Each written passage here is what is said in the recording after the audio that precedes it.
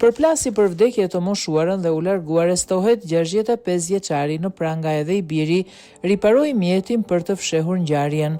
Policia e Tiranës ka arrestuar 2 persona, babë e bir, pas një aksidenti të ndodhur në autostradën Durrës-Tiranë ku humbi jetën një 74 vjeçare. Identifikohet dhe arrestohet 65 vjeçari që përplasi me automjet me pasojë vdekjen shtetasen MT 74 vjeç.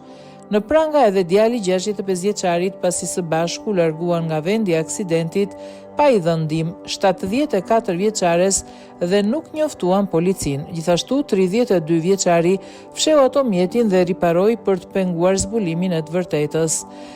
Gjendet dhe sekuestrohet automjeti tip Mercedes-Benz si rezultati veprimeve timore të kryera me qëllim identifikimi dhe kapjen e drejtuesit të automjetit që përplasi me pasojë vdekjen shtetasen MT 74 vjeç rreth orës 04:10 të datës 23/7/2026 në autostradën Durrës-Tiranë, si dhe për sqarimin e rrethanave të aksidentit, specialistët e qarkullimit rrugor identifikuan, lokalizuan dhe kapën autorin e dyshuar të rastit, shtetasin XM 65 vjeç banues në Durrës.